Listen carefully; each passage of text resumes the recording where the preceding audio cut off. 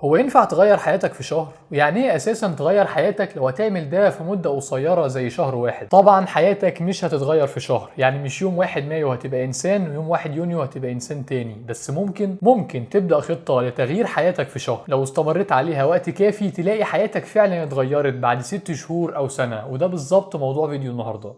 في الأول عايزين نتفق على حاجة مهمة جدا، وهي إن تغيير حياتك ليه معنى واحد بس، وهو إنك توصل للي أنت عايزه، أو إن مصطفى الحالي يبقى مصطفى اللي بيتمنى أو بيحلم إنه يبقى. وده معناه إن أحط لنفسي أهداف أنا مهتم بيها وفرقالي ومن جوايا أنا فعلا عايز أوصل لها، مش حد تاني قال لي عليها. يعني لو أنت متابع قديم للقناة فأكيد أنت عارف إن أنا كتير جدا بنصحك تروح الجيم عشان جسمك وصحتك وثقتك في نفسك وحاجات تانية كتير. بس لو أنت فعلا بصدق مش فارق لك خالص إنك تعمل فورمة أو يبقى عندك عضلات، ما تهتمش بكلامي، ما تسعاش ورا هدف مش بتاعك او مش فارق لك، لانك كده كده مش هتوصل له. بس الفكره هنا انك ما تضحكش على نفسك. مش معنى انك بتحب الاندومي والايس كريم انك مش عايز تخس. خليك صادق مع نفسك، انت متضايق من تخنك، ولما بتبص في المرايه بتبص على كرشك وبتتضايق. ممكن تكون بتتبسط شويه وانت بتاكل من ماك، بس اول ما تخلص بترجع تفتكر كرشك وتتضايق. فلو انت كده يبقى لا، ده هدف مهم بالنسبه لك، انت عايز تخس والموضوع فارق معاك. لكن لو انت حرفيا مش فارق معاك، يعني بتبص في المرايه ما بتحسش بحاجه، كرشك مش مضايقك وما عندكش اي مانع تفضل بالجسم ده طول العمر، يعني فعلا بتجيف زيرو فاكس اباوت الفورمه والعضلات، انا شايف انك ما تضيعش وقتك في الجيم والدايت، لانك مش هتوصل لحاجه، وده لان الهدف اصلا مش بتاعك. تاني نقطه عايز اتكلم فيها وهي انك ما ينفعش تكتفي بحب الهدف، انت لازم تحب العمليه او الرحله زي ما بيقولوا، لانك مش هتعيش الهدف او مش هتعيش الوجهه النهائيه غير لحظات معدوده. لو انت عايز تعمل قناه يوتيوب مثلا وهدفك توصل 1,000,000 سبسكرايبر، انت ممكن تقعد 5 سنين بتشتغل، بتنزل فيديو او 2 كل اسبوع، وبتحضر وتصور وتمنتج وشغل كتير. في الاخر الوصول ل1,000,000 سبسكرايبر هيبقى مدته 5 ثواني، فما ينفعش تتعب 5 سنين عشان تتبسط 5 ثواني. لازم تحب الشغل، او على الاقل ما تكرهش الشغل. اكيد مش كل مره هتبقى مبسوط ومقبل على الشغل، اكيد مش كل مره هتبقى هتموت وتروح الجيم ونفسك تشوف الحديد. ساعات هتحتاج تشغل ارادتك شويه عشان تزق نفسك، بس ما ينفعش كل مره تروح فيها الجيم تبقى كاره نفسك وكاره حياتك وبتعد الدقايق عشان التمرينه تخلص وتروح. لازم تعمل اي حاجه تقدر عليها عشان تحب التمرين نفسه، عشان تقلل الملل بتاع المذاكره، عشان ما تبقاش كاره الشغل. دي اكتر حاجه هتساعدك تلتزم لفتره طويله وهتقدر توصل لهدفك من غير ما تحس. قبل ما اكمل بفكرك تعمل لايك للفيديو وسبسكرايب للقناه عشان يوصلك اي فيديو جديد. يلا نكمل. تالت نقطه مهمه جدا وهي ان قليل دائم خير من كثير منقطع. غلطه كبيره بنقع فيها لما نبقى في عقليه انا عايز اغير حياتي، اننا بنبقى عايزين نغير كل حاجه. عايز من بكره ابقى بصحى بدري ومظبط اكلي وبتمرن مرتين في اليوم وبذاكر 5 ساعات ومش بفتح سوشيال خالص وبقرا لمده ساعه وبذاكر كورس ويومي ما فيهوش اي دقيقه غير منتجه. عايز اقلب حياتي كلها راسا على عقب مره واحده، وده في حد ذاته مش مشكله، ما يا ريت ابقى بني ادم تاني امبارح كمان مش النهارده. بس المشكله ان ده مستحيل. عقلك بيرفض التغيرات الكبيره، عقلك دايما عايز يفضل في نفس الحاله. فالطريقه الوحيده الفعاله عشان تغير نفسك هي انك تتغير بالتدريج،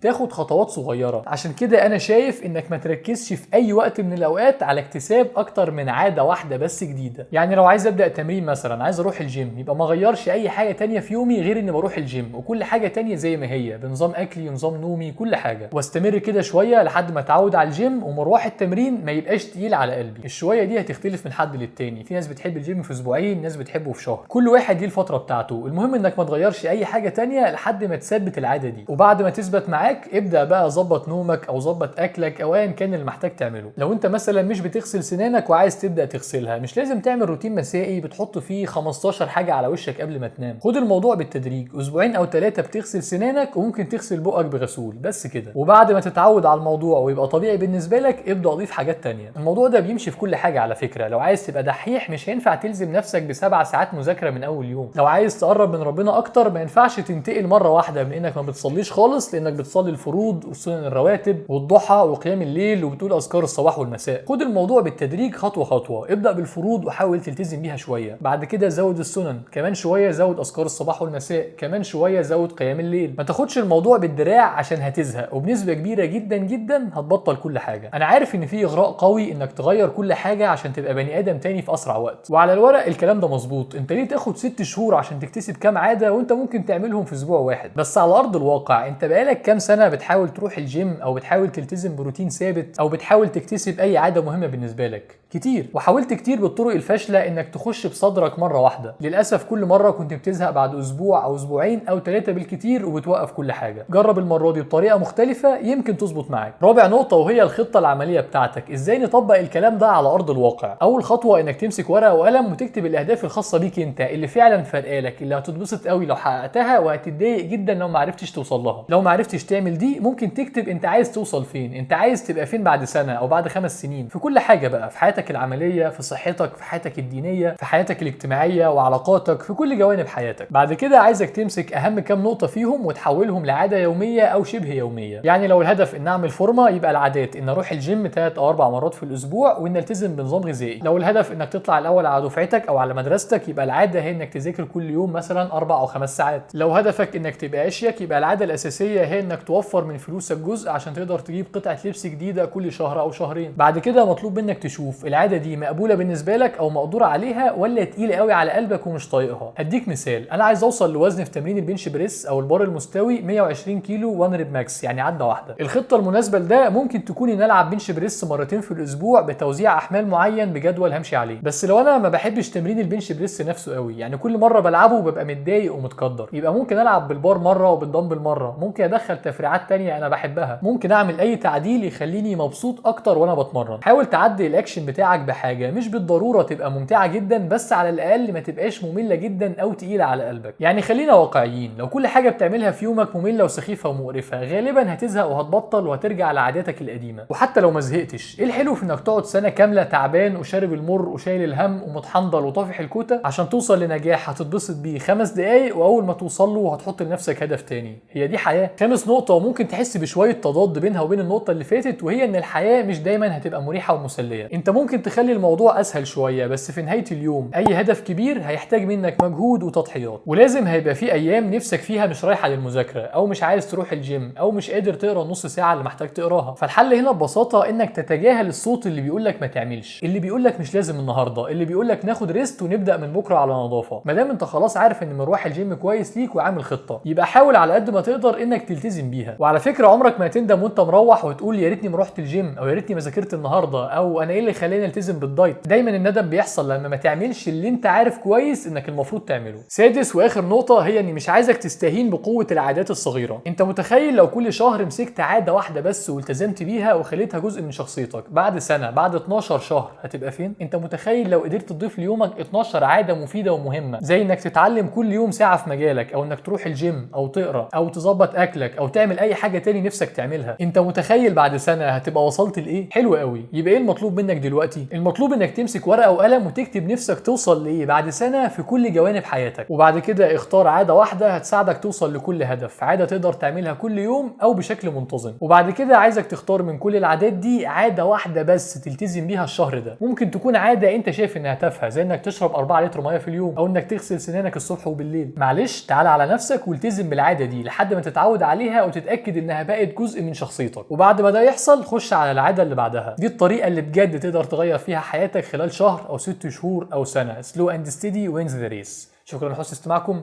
السلام عليكم.